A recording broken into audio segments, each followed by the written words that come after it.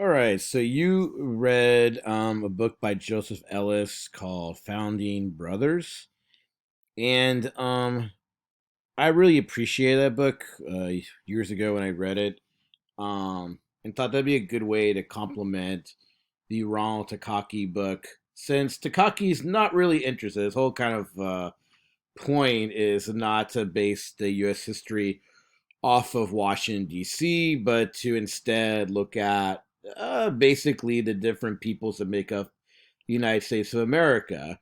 And as we've already gone, about five or so chapters in the book, we realize not everybody was treated equally, fairly, and it's just generally messy. And this is kind of the thing of history, especially United States. The United States is unique in a lot of ways when it comes to, as a country. No other country really has it where so many diverse people are going to be kind of moving in and out and settling into this territory.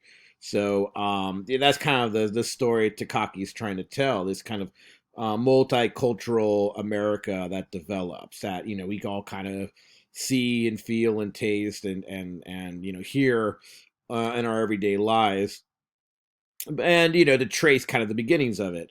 So that's important.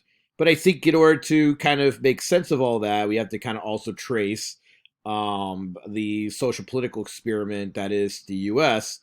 and look at the way the founding fathers of the United States set this up.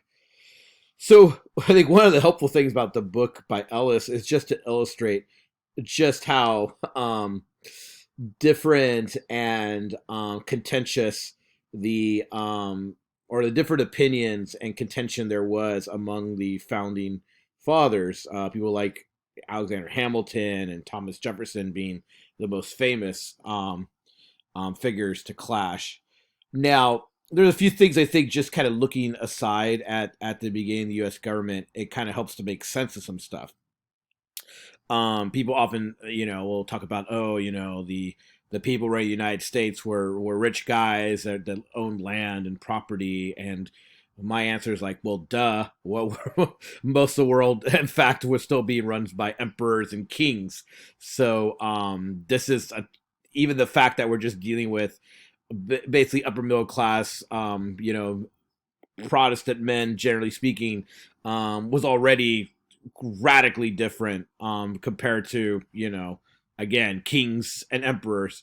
So that's a start, and I think that's a context is helpful to understand the difference here from other places. But all that said, I do think it's important that if you look at the first six presidents, four of them are from Virginia, an area that is slave owning, and it is that kind of plantation Virginia class. I do think that that does help to kind of set the tone for the thinking from Washington, and for those who are like, well, why didn't the slavery question get dealt with? That's might be one reason. There was, there's a certain sense of what's where I'm looking for self interest involved. Um, and I think if you watch the Jefferson documentary, I think you can't watch that without seeing at one time how many problems are involved with the way they handled the slavery issue. But on the other hand, you could tell that it was something that they knew was something that had to be dealt with, and they just didn't.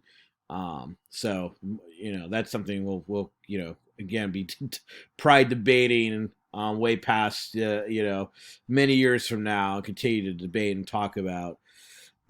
Washington's presidency was a trend-setting presidency, um, and in some ways, having Jefferson and Hamilton and his cabinet set up exactly what he didn't want to have set up is these two political parties that form under him. But that's history for you, and so Jefferson is going to run this kind of Democratic Republican branch, and Hamilton is one running the Federalist branch.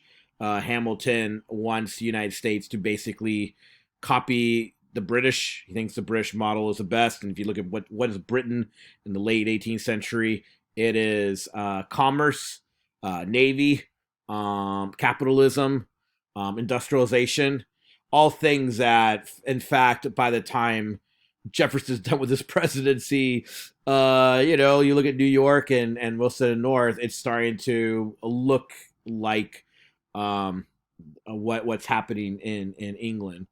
And before you know it, you have the market revolution of the late of the 1820s and the building of the Erie Canal and stuff like that. Industrialization, urbanization really starts to set root.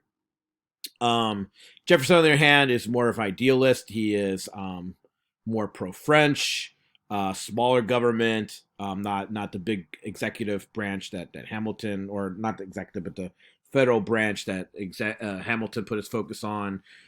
He's more about farmers and agriculture, again, small government, versus Hamilton's, again, focus on the federal government. So, and that kind of sets the tone, and you have to think about it.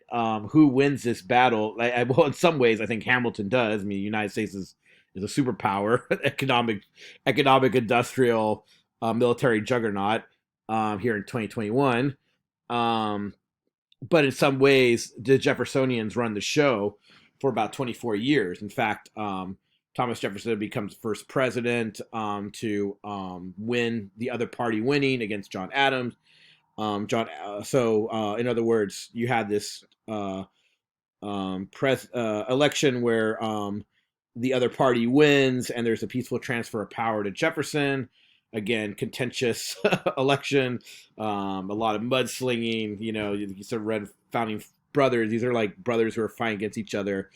It's funny how they maintain their friendships for all the mud they're slinging at each other. But when Jefferson becomes president in 1800, then his Secretary of State, James Madison, will become president. And then after those 8 years, his Secretary of State, James Monroe, will become president. So Jefferson, Madison, and Monroe are all Democrat Republicans. They're all Jeffersonian. And so, again, that really does set the tone for Washington, is having people who are ascribed to Thomas Jefferson's viewpoint in the White House. And, the biggest thing during this time period, honestly, is one, Thomas Jefferson purchasing the land from Napoleon in 1803. This is a steal, and it increases the size of the United States, and it will propel the United States to go west.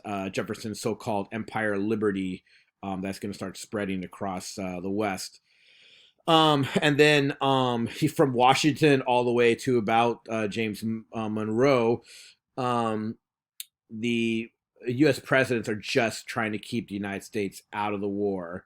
First the French Revolution takes off in the late 18th century, about a decade after the American Revolution is done. And it then falls into this bloody terror, where the guillotine's brought out and people are, basically calling each other a traitor and killing each other. So it's just a hot mess. Out of that chaos comes Napoleon Bonaparte, and he takes over France and basically tries to take over Europe.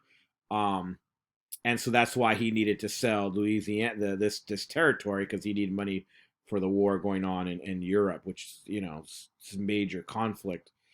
And the U.S. was just trying to stay out of it. And that was something that George Washington had advised U.S. presidents afterwards. Don't get in Europe's wars, which, if you think about it, the United States does a pretty good job of following that advice up to the World War One, essentially. I mean, there's other things they got involved in, but that's a pretty big one. So that's kind of the nature of U.S. government and in the first chunk of time period. Um, yeah. So I'll leave this here just to kind of conclude by saying, yeah, the founding fathers legacy is a long one. Again, we're still debating it. I think the founding brothers, the idea of brothers who are arguing all the time, is a helpful one. I always want to remind people that this is the first attempt at an actual Republican democracy. in the world. It wasn't perfect, obviously. Nothing in history ever is. Um, and just to think, everything else in the world were monarchies, and emperors ruling over territory. Nobody thought this thing was going to work over here in the former British colonies. It does spark, as I set up at the end of the last lecture, it does spark um, the further revolutions and independence movements across the Americas. You think about the Americas as a whole. We talked about Spain controlling everything. By the time the 19th century is really moving along, it's basically independent, and there's a struggle throughout all this period. By the time Monroe's done with his presidency, the U.S. historians call this the era of good feelings. So it's the first time in Washington where everybody's kind of getting along. As I mentioned, the market revolution's about to set up, and industrialization is going to hit the East Coast, while the U.S. is going to expand going west, which is going to set up problems, obviously, not just with Native Americans, but also with a war with Mexico at one point, Texas doing a revolt, but the slavery question, all this movement is going to provoke the slavery question. So that's another thing to think about as we move ahead. But next lecture, actually, we're going to look at Andrew Jackson, because Andrew Jackson's presidency definitely presents a shift in American politics.